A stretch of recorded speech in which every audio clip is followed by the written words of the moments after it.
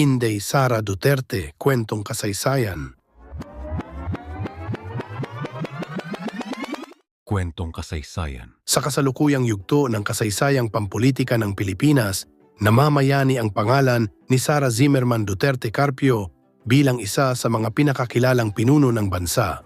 Ipinanganak siya noong ika-31 ng Mayo, 1978 sa lungsod ng Davao, isang lungsod na kalaunan ay magsisilbing sentro ng kanyang paglilingkod at paghubog bilang leader.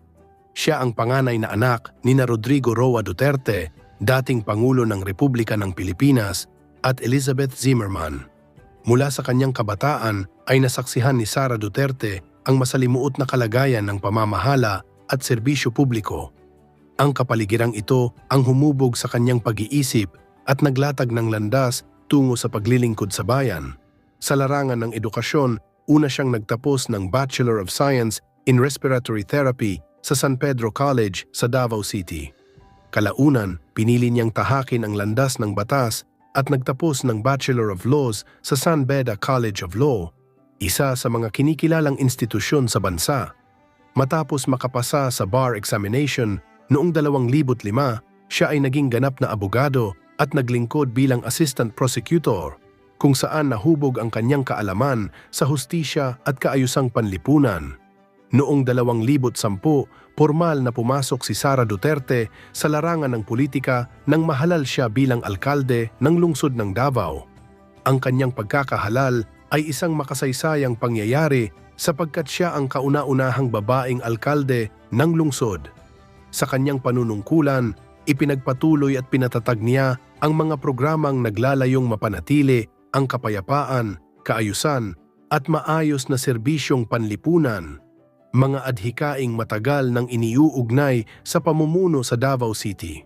Muling ipinagkaloob ng taumbayan ang kanilang tiwala sa kanya noong 2013, patunay sa kanilang kasiyahan sa kanyang pamumuno.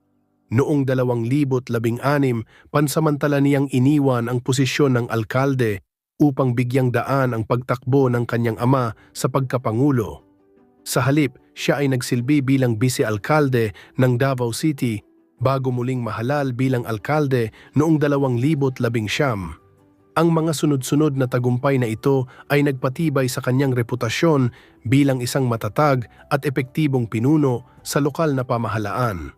Pagsapit ng 2022, tuluyan ng umangat sa pambansang entablado si Sara Duterte.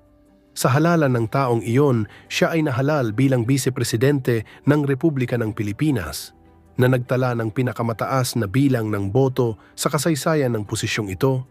Ang tagumpay na ito ay hindi lamang sumasalamin sa kanyang popularidad, kundi pati na rin sa malawak na tiwala ng mamamayan sa kanyang kakayahang mamuno. Kasabay ng kanyang panunungkulan bilang Vice-Presidente, siya rin ay itinalaga bilang kalihim ng kagawaran ng edukasyon, Department of Education.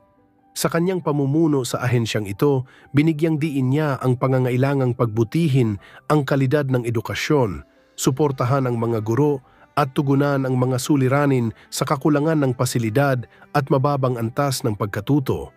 Noong 2023, siya ay nagbitiw sa nasabing posisyon upang ituon ang buong pansin sa kanyang tungkulin bilang Vice-Presidente ng bansa.